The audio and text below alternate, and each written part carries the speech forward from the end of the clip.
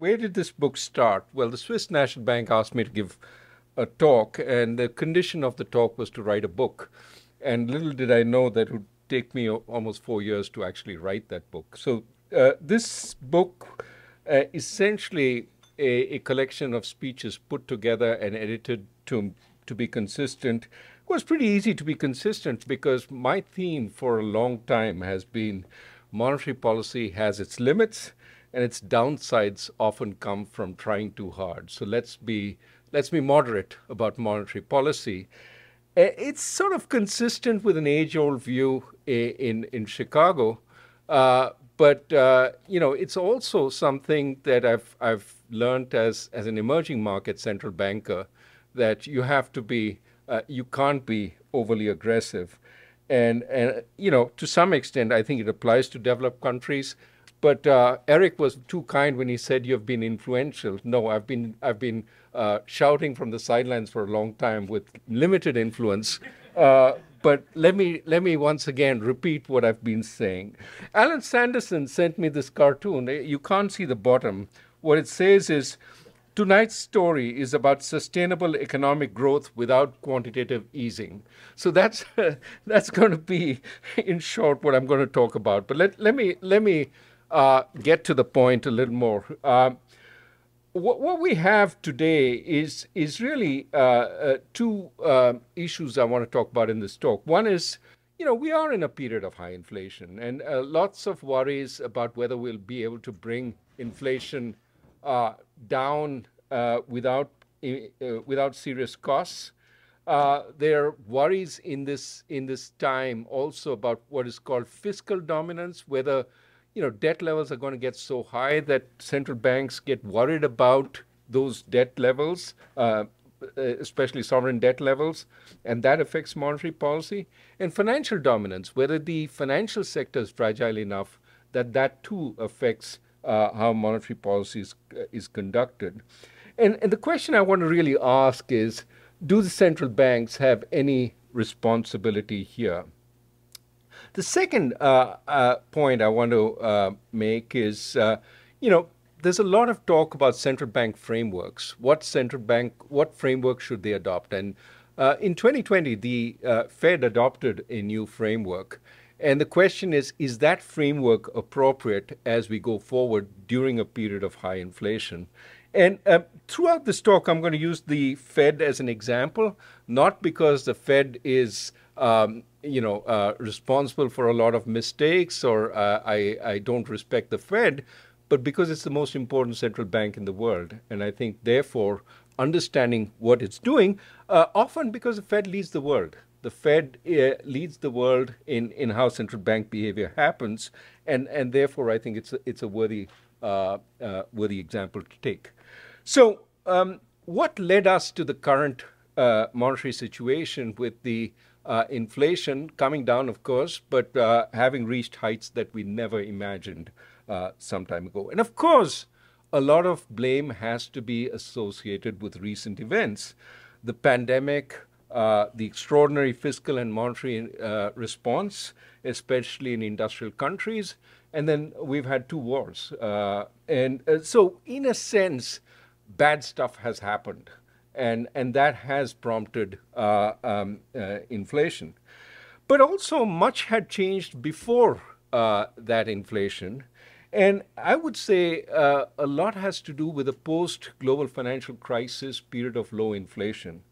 If you look at the US PCE core inflation, that averaged about 1.4% between 2012 to 2020, below the 2% target that the Fed likes to think of as its target. And so this created, in my view, enormous pressure on the Fed. And it's true also of the ECB, because it too underperformed its inflation target. From the political side, it was, hey, you're the guys who bailed out Wall Street, and you neglected Main Street, saying, look, that wasn't, you just didn't have the tools to deal with mortgage debt and so on. And now you're underperforming your inflation target. So, how about giving something to Main Street? isn't there some stimulus you're not delivering? Of course, nobody made the speech, but I'm suggesting that this was the kind of rhetoric out there. You guys are not delivering enough stimulus, especially from the left. This was an important force.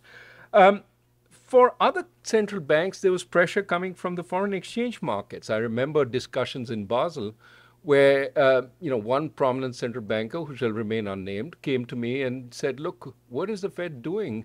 Every time the dollar strengthens, they talk it down, then they do QE. All this is are ways of keeping the dollar weak, and that prevents us from getting any room to grow. So there was a lot of pressure on other central bankers to, in a sense, emulate more accommodative policies coming from the center. And of course, central bankers did not reject this responsibility to do something. The mantra, to some extent, became monetary policy is the only game in town. Everybody else is paralyzed. We can't get, we did some fiscal after the global financial crisis, but that has its limits. And of course, structural reform was just off the table, given the political difficulties at that time. So monetary policy became the only game in town, and central bankers embraced that. Of course, because interest rates were already at zero post-global financial crisis, you had to innovate and find new ways. What were the things that central banks did? They embarked on unconventional monetary policy. The first phase of unconventional monetary policy was almost conventional in the sense that it was repairing broken markets. So, for example, the Fed, through QE1, helped repair the mortgage-backed securities market. And I think that was a very important positive contribution in terms of repair. You could argue that Draghi, with his, we will do what it takes and believe me, it'll be enough, essentially repaired the sovereign debt markets in Europe, which were fragmenting. But that market repair was important, however it was achieved. But after that, central banks continued, well, this worked, let's do some more. So we had QE2, we had QE3, the ECB also embarked on significant amounts of quantitative easing. They added to it forward guidance and actually combined the two, according to some researchers. Forward guidance was, we are going to stay accommodative until thus and such happens. Sometimes they gave some numbers of what would have to happen for them to start raising interest rates. Some people argued that the combination of quantitative easing and forward guidance were naturally together. Forward guidance was, we won't raise interest rates for a long time, so you should elevate activity. Quantitative easing is, we're going to buy securities for a long time. And when you combine the two, it is, so long as you see us buying securities, believe us, we're not going to raise interest rates. And that gave a sort of time horizon over which you would keep interest rates relatively low. There were also directed credit programs that emerged, especially in Europe, direct lending by the central banks. By the way, all this stuff is stuff that emerging market central banks were told in the past was terrible. Don't buy government securities indirectly, directly. Don't just expand your balance sheet. Certainly don't lend in directed ways to the to corporates. That's a terrible idea. But in times of stress, we threw all that out of the window and we started doing all this. What they also did was change frameworks, sometimes implicitly, sometimes explicitly. The most explicit change was in the US. And the idea was, we have been underperforming the inflation target for a long time. And part of what may be going on is the markets suspect that the first sign of us seeing inflation, we're going to react, and we're going to react strongly. And so part of the problem is we've become too credible. We have become too credible as inflation fighters. So we have to sort of reverse that. In Paul Krugman's, very sort of precise words, we have to become rationally irresponsible. That is, we have to commit to not raising interest rates the first time we see inflation. And that will allow sort of projections of inflation to move up and allow current inflation over time to move up. So in a sense, central bankers can't be as hard inflation fighters as they've been if we want to get inflation up. And remember, the problem post-pandemic was too low inflation, not too high inflation. So they did change frameworks, and the Fed, changed its framework. It went towards some measure of average inflation targeting over an undefined period. In other words, we're going to be relaxed when we see inflation because it's not the levels that we care about, but over time, the integration of that level. And that gives us room because we've been underperforming so far. We can allow inflation to be higher. And the Fed also was no longer going to be preemptive. There was the old mantra, if you see inflation in the eyeballs, it's too late. And that was thrown out of the window. Now you're going to look at it, stare at it, see if it's sustainable, then act. And that gave you a lot more time. You focus much more on the employment goal as being important.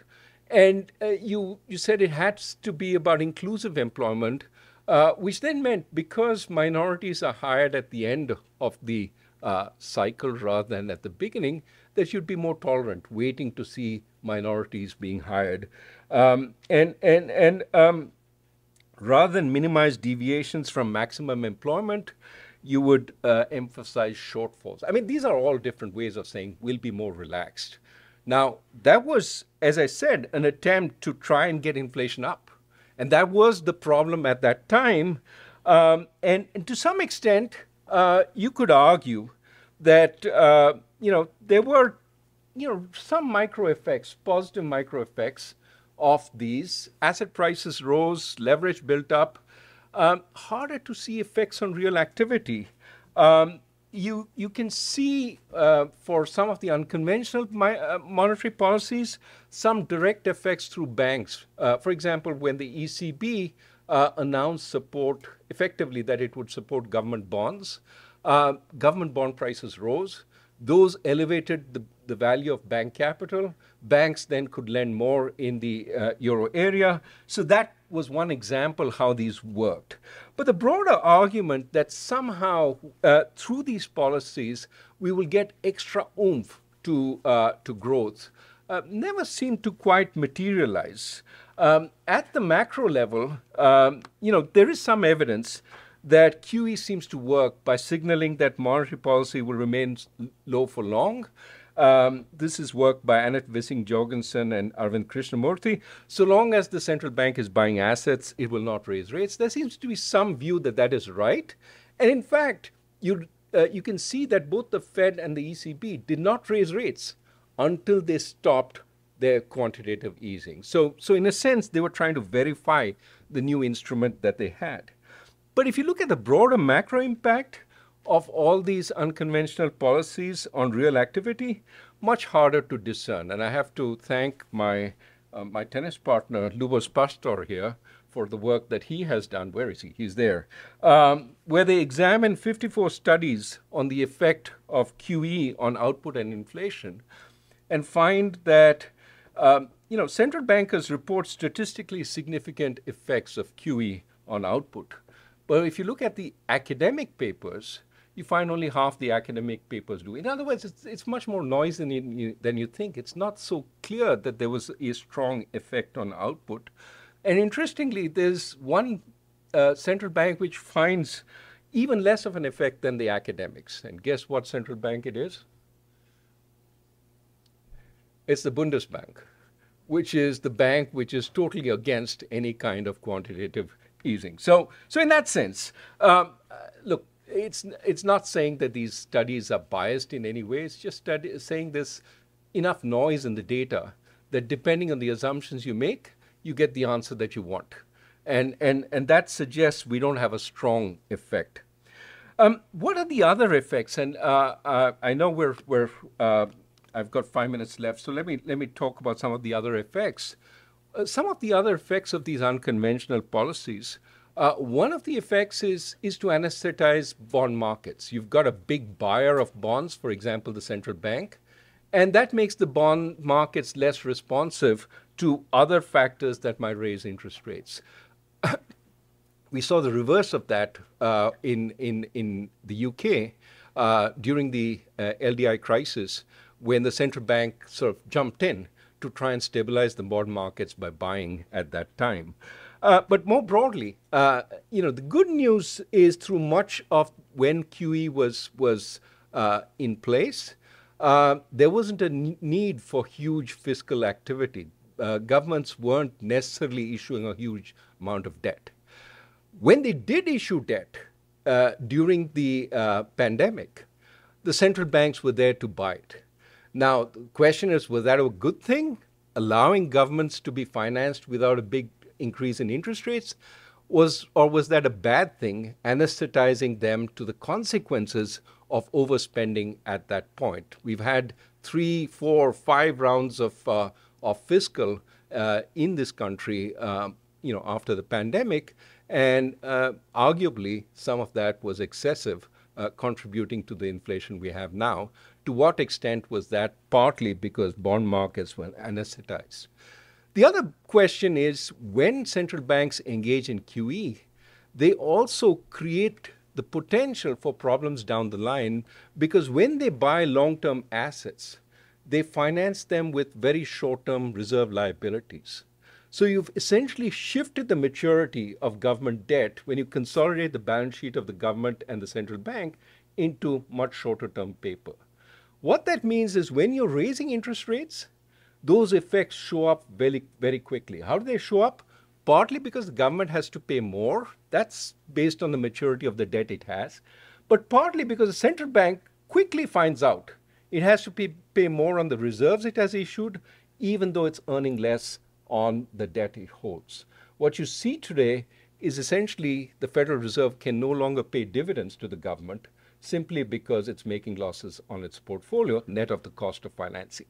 That by itself is not a huge issue. It's that when you look at the overall portfolio, the maturity of US government debt has shrunk effectively.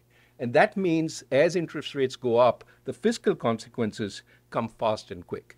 The US is not the most problematic here. I think you have to look at Japan to see what happens when interest rates really move up, what happens to government finances. The other thing that's happening, and this is the last thing I want to talk about before I conclude, actually, second last thing, is that when you have reserves going up, somebody has to finance it. Who finances it? This is the pattern of reserves over the 3 periods of QE, which ended in 2014, then the last period of QE, which started in 2019. Who finances it? It's the commercial banks issuing deposits. And that green line are the deposits that commercial banks issue. It turns out that much of the financing is through uninsured demand deposits. Uninsured demand deposits, as you know, are very runnable, are a risk to the banking system when, in fact, the banking system panics. Silicon Valley Bank has had 97% of its deposits uninsured. And what you see here is two things. Your green line, your deposits are going up.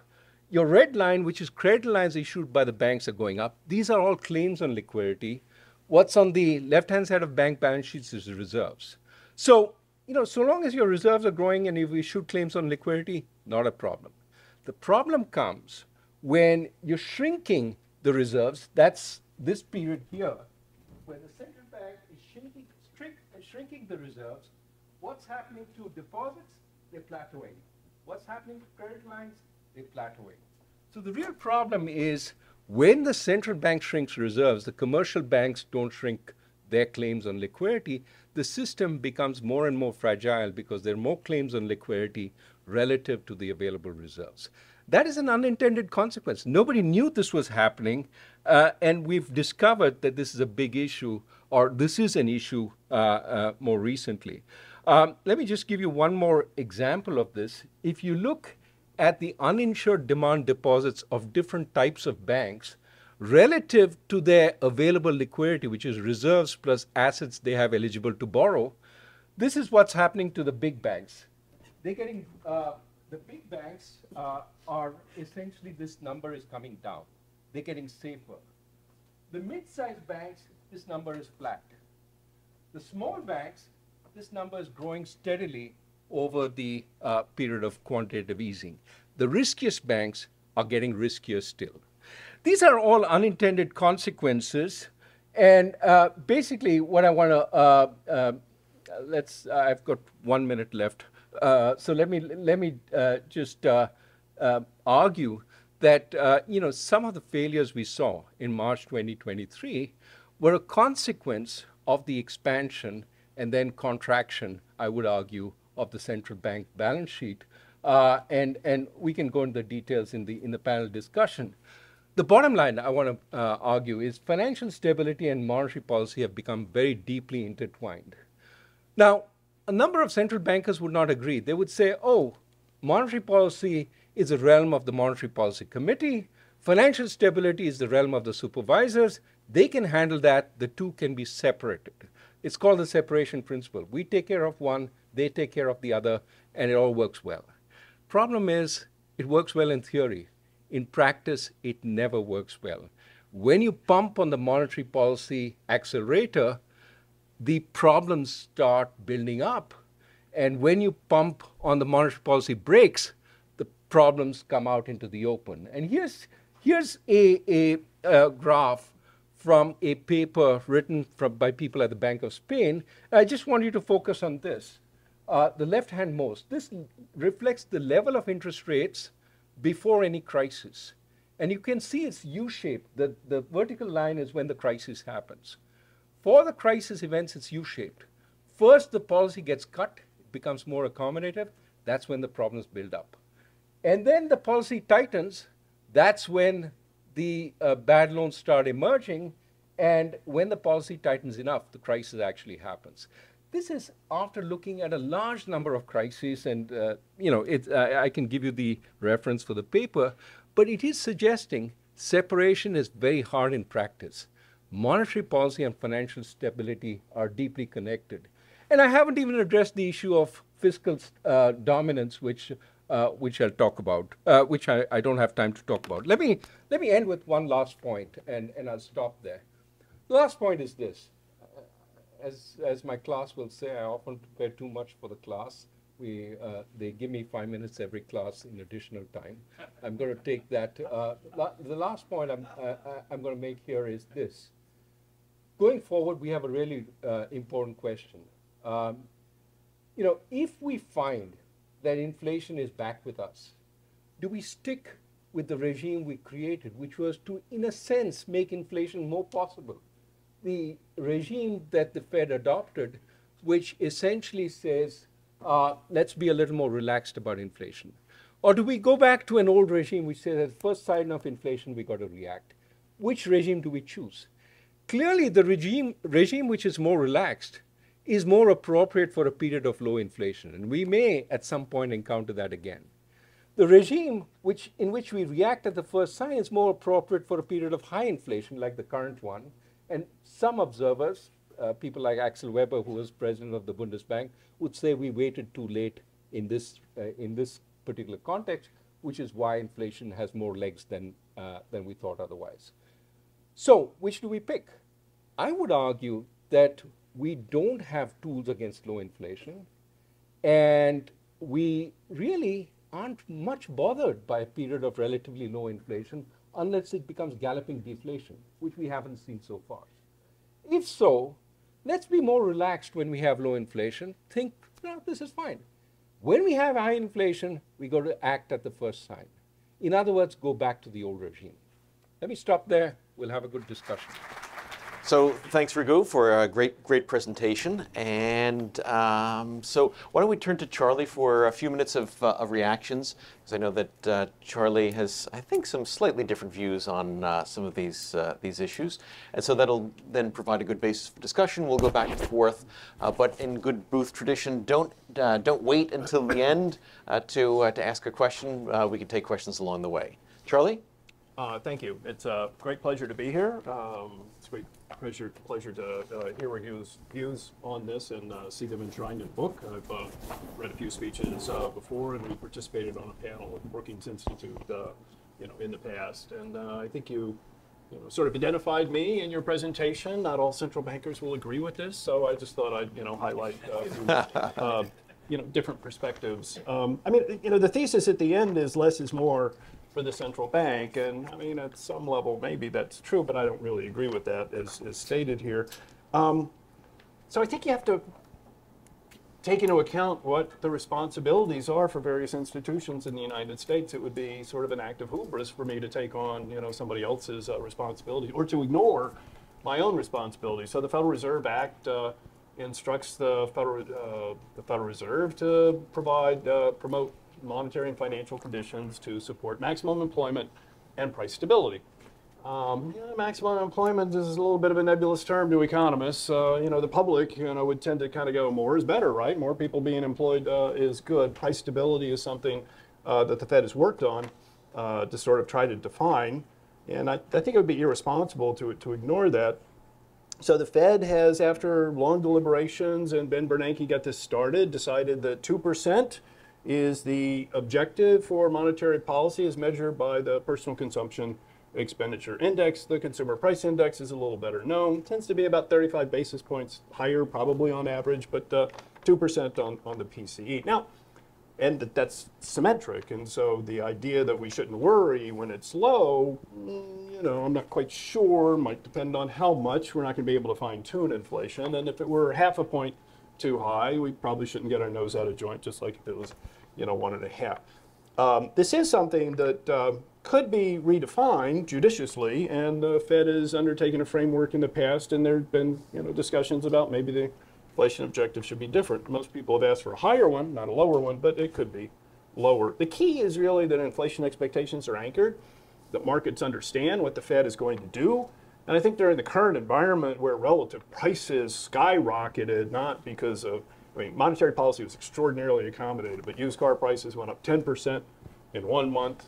That's monthly rate, not annualized rate. 7% the next month, 10%, because semiconductor chips were in short supply. Lots of labor force issues and things like that. So inflation got, very high. Anchored inflation expectations have been very important. All right, the other thing is, and for all the young people in the room, you should be very concerned about this. Trend growth in the U.S. is low. It's 1.75% by most measures, people who are forecasting this. In the 80s, when I was younger, baby boomers coming into the labor market, we could enjoy about 3.25% growth when the economy was expanding. Everything else equal, growth solves an awful lot of problems. 1.75 is kind of low, and it's not surprising that, a number of theories will point you to the idea that real interest rates are going to be lower when growth is lower. So as we move down, R star, a neutral measure of real interest rates for monetary policy, is lower. And by some measures, 0.5 percentage point. Maybe it's going up. Maybe it's going up for reasons having to do with public debt and not growth, but, it's been low. That means the federal funds rate, a neutral level, is going to be the real rate that's neutral plus the inflation objective. That's 2.5%. Now, when the economy tends to get into a recession, the Fed usually cuts interest rates by 500 basis points.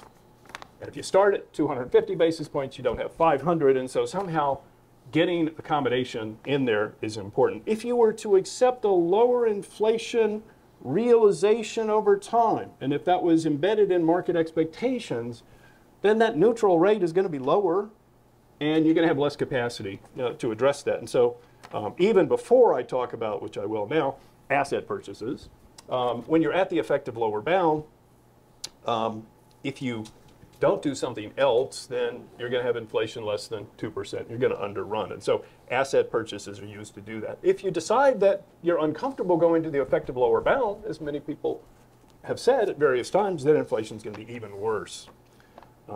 So quantitative easing, Raghu, in his book and other places, does what other people do as well, which is to describe this as unconventional monetary policy. But I think its real problem is it's become conventional monetary policy. And that is part of the toolkit. That's kind of difficult to leave behind, or you're going to always have low inflation. I could wish that growth were higher, but that's not going to work. Forward guidance is entered into the picture. We could talk about that.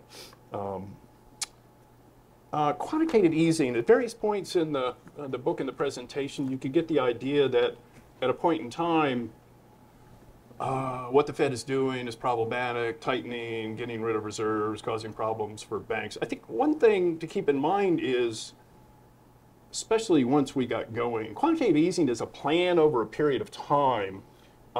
Chair Powell has been extremely clear about the fact that he wants to round trip asset purchase and bring the balance sheet back down to where it should be relative to the size of the economy, which 6, 7, 8 years later is going to be higher, but it's going to be as efficient as it could. And in 2019, the Fed was actually looking for a very efficient level of reserves and found out that they undershot, and that caused problems. And so I just don't understand why financial markets can't kind of understand the broad scope of what the plan is and do their risk management, because of that. After all, people in financial markets are well compensated for taking risks. And many of them have Booth degrees. Well, that's a good mitigant. Thank you. Yes, that's. Now, if you don't like asset purchases, QE, one way to reduce that is if you increase the inflation objective from 2 to 4%, because then you'd have more of a cushion when you wanted to cut the funds rate to mitigate a recession, then you wouldn't have to go as much. And so you wouldn't have to embark upon quantitative easing as much. I think that's a pretty unpalatable solution for most people. So why is that? Why don't you flesh that out? Why is it unpalatable? Yeah, because many people have proposed that, but obviously there are many people, especially sitting central bankers, who don't support that. Well, I'm probably more comfortable with it than most people. I think, so my dissertation chair was Ben McCallum. Ben was a very good monetary economist, and I always remember he said economics was about two things. One, people do pretty well for themselves, which I think is rationality, and that's true. Second one is there's no such thing as money illusion. That last one, I think, is the problem.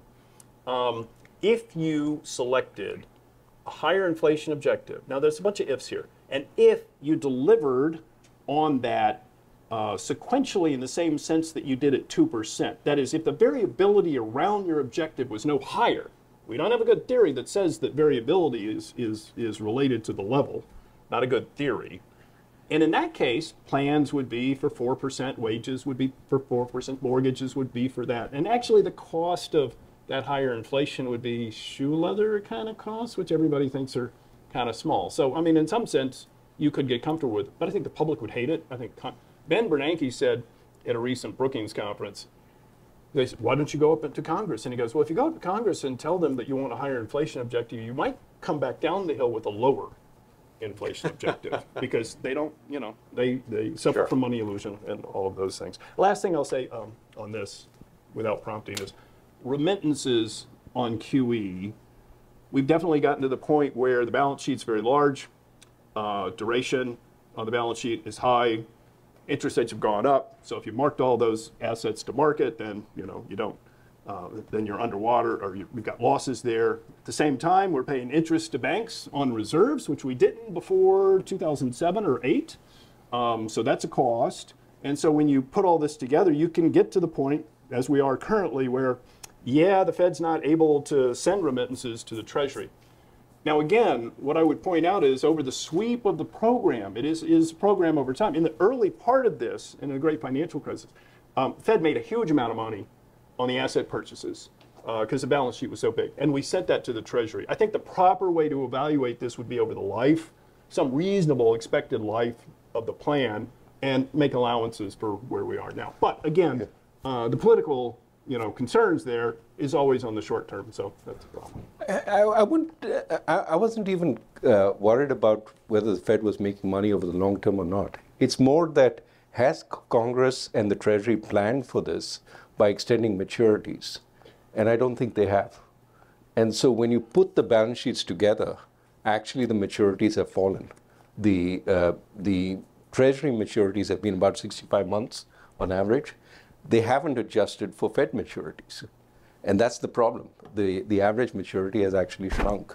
And more recently, they've been issuing short term. But I thought those were great comments. And look, I think there is an issue about the target, whether it should be symmetric or asymmetric, right? And what I've been saying is maybe an asymmetric target, which is what the ECB had under Trichet, is probably okay also.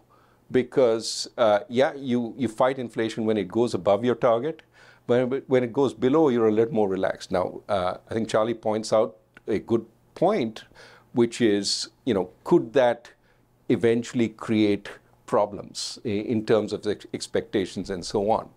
Perhaps. But that is something to be seen, and maybe you want to do something when inflation sort of goes into galloping deflation. But we sort of seem to be like Chicken Little, afraid of the sky falling down. We haven't seen galloping deflation since the Great Depression. Now, it may be that's because we've got all these tools in place, but in some sense, even Japan didn't see galloping deflation, and the Japanese keep saying a little deflation wasn't so bad. That was in an attempt to get rid of it. They've built up enormous amounts of public debt, and I think public debt is going to be their bigger problem in the years to come. On the issue of low growth, I mean, there's so many reasons for low growth other than monetary policy. And my sense is we need to tackle those. I mean, part of it is the labor force is growing older, is not growing at the same pace it was growing. But there are so many other reasons, including the education of the labor force, which we need to work on. Yeah, I might not have been clear on that. No, I meant to say that trend growth is 1 3/4, and you put that, it's like about 1.5 is productivity growth. That's structural.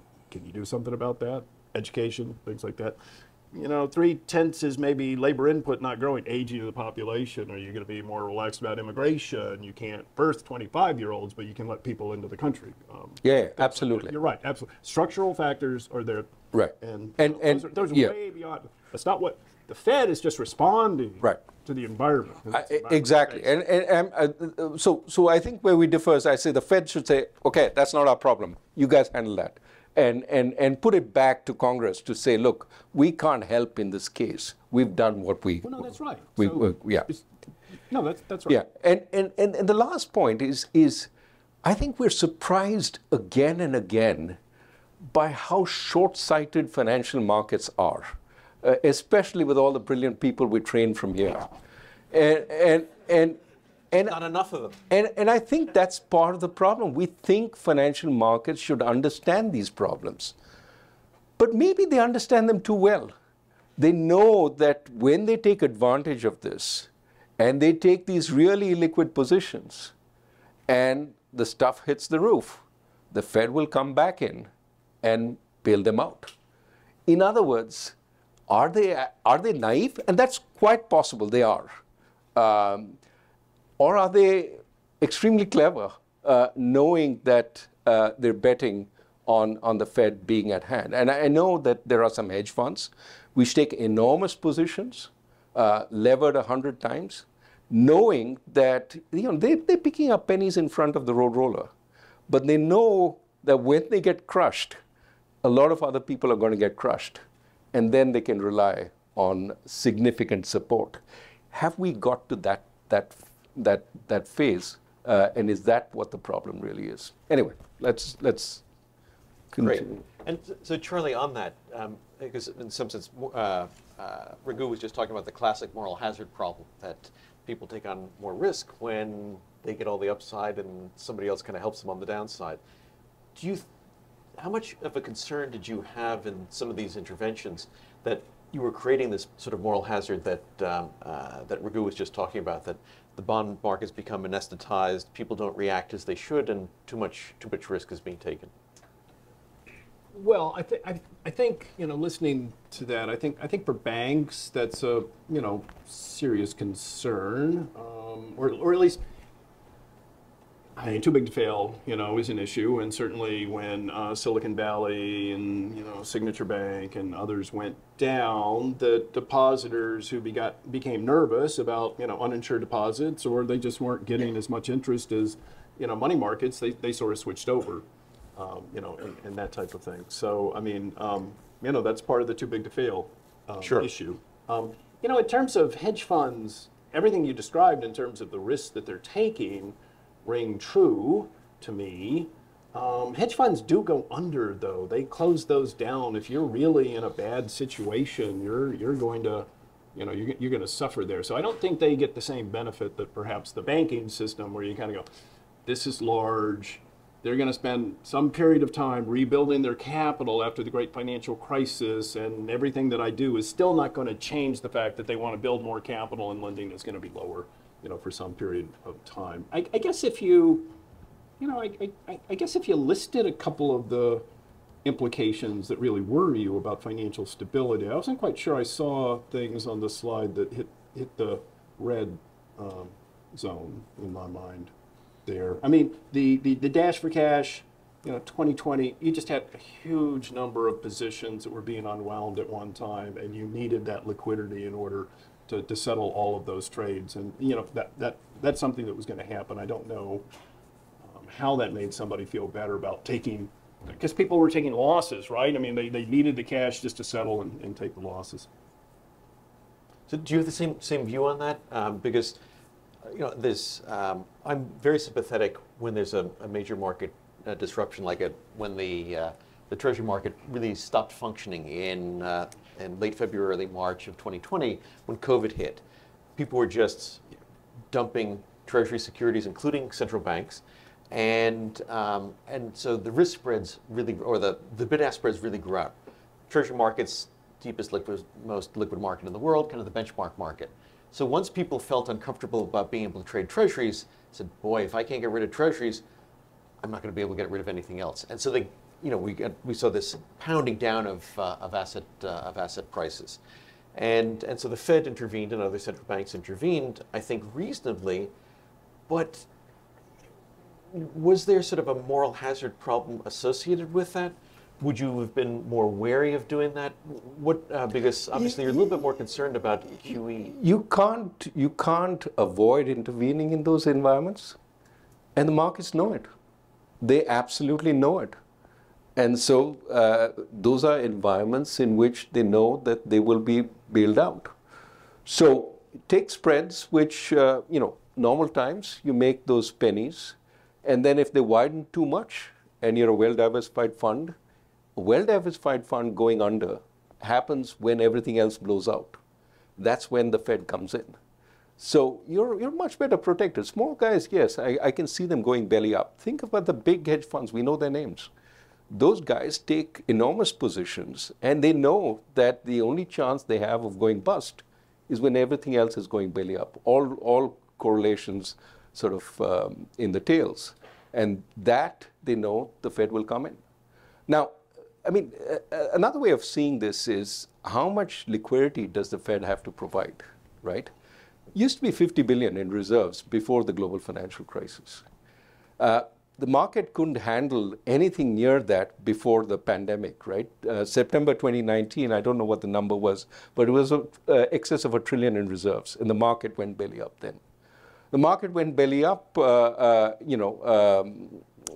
and therefore, this was September 2019, March 2020, the dash for cash, everything went to hell, and the Fed came in with a huge expansion of its balance sheet. Of course, now as it's tightening its balance sheet, we've already seen one episode, Silicon Valley Bank. Now that's not just its tightening; it's also what they did with the money, which is investing in long-term treasuries, assuming that long-term interest rates would, as their CEO says, long-term interest rates would never go up because Chairman Powell told us that. But he wasn't listening. Yeah. But this. I just think that the Fed is getting drawn in more and more, and I understand Chairman Powell wants to pull it out over time. Let's see how successful that phase is. In all this, it is much easier going in than coming out. I mean, recall, one of the big issues when Chairman Powell took over was the Fed put, right? There was a sense the Fed put was alive and well. It was the Greenspan put, which became the Bernanke put, which became the Yellen put. So he didn't want it to be the Powell put. And therefore, the Fed moved quite strongly on raising interest rates right till December 2018. And in December 2018, it turned on a dime in 2 weeks, right? Saying, yes, nothing wrong with the economy. We're going to raise interest rates. And I don't want to comment on internal discussions then, but in 2 weeks, there was President Trump sort of shouting from the sidelines saying this is terrible, the Fed is tanking the economy. But there was no real data which came between when the Fed said we're going to continue, this is fine, we don't care about market volatility, to turning on a dime and saying we're going to cut interest rates. That, I think, to many observers, verified the fact that the Powell put was alive and well. And I think the more the markets depend on the central bank to bail them out, the more they take positions in that regard, the more problematic it becomes, even politically. If you're bailing out the fat cats, which you have to. I'm not in any way saying you shouldn't come in at that time because the alternative would be much worse. I'm not saying liquidate the economy, but you have to worry about what led to that and try and back off from that. And it becomes more and more difficult over time. So the Evans put? So I would describe the 2018-2019 period somewhat differently. So Jay Powell comes in as chair, and Janet Yellen has started the increase in the funds rate after being at 0 until December of 2015, and then getting a weak 25 basis point increase in, and then not being able to do it until December of 2016. Then off we go, 25 basis points a meeting, except for one meeting. All right. So then Jay comes in, and you're going up, and you're only at 2.5 or something, right? So you don't think that this is extremely restrictive, and you know that you just got a tax cut from the Trump administration plus additional government spending that was slated to add $2 trillion to the debt over 10 years. And so you kind of go at the top of the cycle, unemployment's low, that you're adding fiscal stimulus. And so you continue to do this. Now you get to December 2018, and the markets had become nervous. They probably were nervous because they were overextended on some of these financial bets, like what you've been talking about in that context. And so they were wanting to hear from Chair Powell at the press conference, well, we're still reducing the balance sheet, but we are paying attention, and maybe we will slow it down or stop. And among all of the questions that the chair answered, which were a little difficult and rocky, the most confident answer that he delivered, if you go back and look at it, was, what are you going to do about QT? And he goes, we're going to keep doing this as if it's on autopilot or something. He was very confident about it. Markets vomited at that point. And the Fed, within 2 weeks, they had that 3-chair discussion at the American Economic Association meetings, yes. Right? There's a lot of drama, Anyway, PR.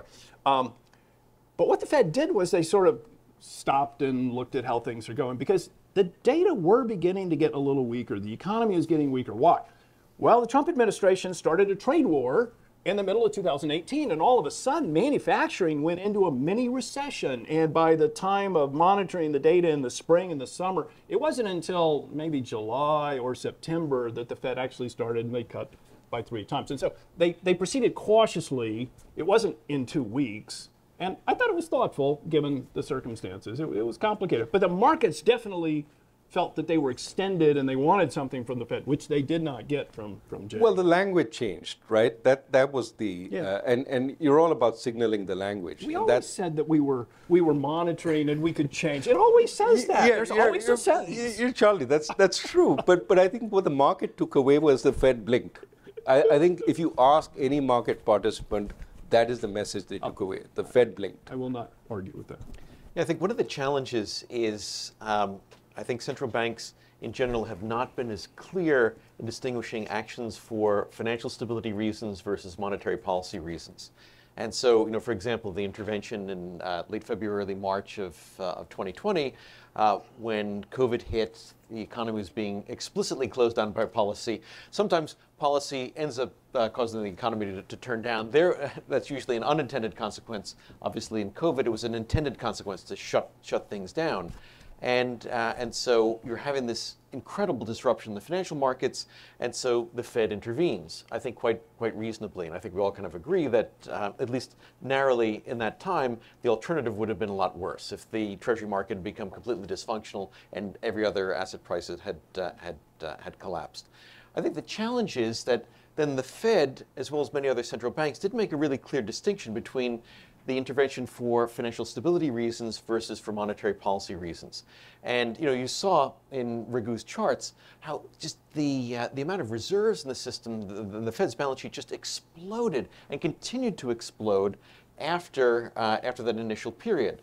Now, certainly there was a lot of uncertainty, but the unemployment rate started coming down very, very rapidly. The amount of fiscal stimulus was enormous compared with the global financial crisis. Basically, everything was sort of 6 times what it was in the global financial crisis. And I think one of the challenges that the Fed had and continues to have is not clearly articulating when they're doing something for one reason versus another. And as Eric had mentioned, I recently joined the Financial Policy Committee at the Bank of England. And the Bank of England has a structure where they explicitly separate monetary policy decision-making from financial stability decision-making. But it's not just that it's separated, it's elevated to the same level. There are 2 committees, both of which are chaired by the Governor of the Bank of England, each of which have some outsiders on them. I'm on the Financial Policy Committee, not on the Monetary Policy Committee. But it raises the level of concern about financial stability to that height. And so when there was a disruption in the UK Treasury markets, the UK gilt markets, the so-called liquidity derivative investments, LDI, about a little bit more than a year ago, interest rates were skyrocketing, market was dysfunctioning. The Bank of England intervened, but and I want to get your guys' responses on this. What Andrew Bailey did said, okay, we're doing quantitative tightening, but we're going to be buying these assets. So the market said, yeah, one's negative and one's positive. How do you square those two? And he said, this is temporary and targeted. I'm doing this because there's a particular thing that's happening in these markets, and on Friday I'm going to stop. Now, talk about markets vomiting. I was in Washington when Andrew articulated. This is before I was on the committee, so I get no credit or blame for this. So he said, and it's going to be Friday, and the markets were like, "You've got to be kidding me," because we know that, like the Fed, they started buying assets in March of 2020. The markets stabilized a month later, and a few years later, they're still buying assets at just an enormous rate. But Andrew said, this is a separate thing. We're going to buy these assets, and if we take any losses on these, the Treasury is going to indemnify us. So getting back to that issue that you were talking about the losses, really separate these things out. The Financial Policy Committee, which I was not a part of, blessed that, said, yes, go ahead and do that, but that's temporary and targeted. And then I think they've been able to maintain their credibility in reducing the balance sheet and also making that clear distinction. So if something else goes wrong, they can draw that distinction out. I think the Fed has not done that, and I think that's one of the reasons why the Fed got into trouble. And so now, given that, so I'm kind of putting the blame a little bit on the Fed. So Charlie, maybe we start with you, and then Raghu, I'd love to get your view on whether that's one way to address some of the problems that you articulate in your book. So, I mean, that was a very dramatic and exciting period. I was in London when that happened. Oh, so it's your fault. Well, usually it's my fault. I just happened to be a bystander. I had some meetings at the Bank of England, and they were very generous and honored the schedule at a time when they were very busy. But anyway, so I think, so the Bank of England is an example where the financial stability requirement puts you in a different direction than the monetary policy. So that's exactly where the dilemma is. If you look at 2020, the Fed started off with asset purchases and described 120 billion a month. That was greater than the 85 billion per month that we did during the great financial crisis. The economy's bigger, so it makes sense. But it started off as market functioning. Mm-hmm. Okay, so that was financial stability. Totally and reasonable. The good news there is it was aligned with accommodation, which was necessary. You're right, unemployment was coming down, but it went up to 14, almost 15%, and it was still at 7% late into what we were doing. And so you had to have a lot of confidence that we were going to continue going down. But that was a case where they were aligned. Now, clearly there are improvement opportunities in the implementation details for how you do asset purchases, not only how long you do them or when you're doing them. Start off with market functioning. Did we really need to do it for the economy? And as long as that, there'll be a lot of soul searching over that for sure. And then tapering which, sort of, well, the other playbook said we had to taper, so I guess that sort of extended the delay into 22. So there's a lot to look at. But it's a big ask for financial stability if unemployment's high, inflation's low, and markets are having such a party that you think you need to rein them in for financial stability, so that you need to send unemployment higher and inflation lower. Talk about Main Street not understanding that. This is why you need a regulatory authority, somebody else separate from monetary policy, who hopefully would have mitigated this at the outset, but then been able to do some things. Yeah, no, look, I think for all those reasons, actually Don Cohn has written, a former Fed vice chairman, has written pieces saying the U.S. has no financial stability authority of significance, and that it really needs somebody separate. And I think the Bank of England has a very good model, because the governor of the Bank of England sits on both committees and therefore internalizes what each committee is saying, so that they don't need to work at cross purposes. That's one model. I don't think it's the only model. But I do think that paying more attention to financial stability while setting monetary policy is important. I don't advocate sort of raising interest rates just because the markets are high and when unemployment is sky high.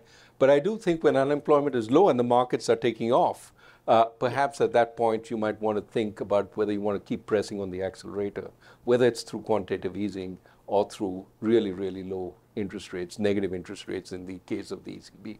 So, but you should also admit, I mean, I agree with that. And so in that circumstance, if it's kind of like, I'd kind of like to be more accommodative in order to help out on the dual mandate a little bit more. But, I'm willing to balance this thing out, and that makes sense. And that gives you also that gives you the room to cut later on also. That's right. But you also ought to be able to admit, I have to do this because the other regulatory authorities aren't doing their jobs, and they're letting people take, exuberant bets and things like that, and that never takes place. Right.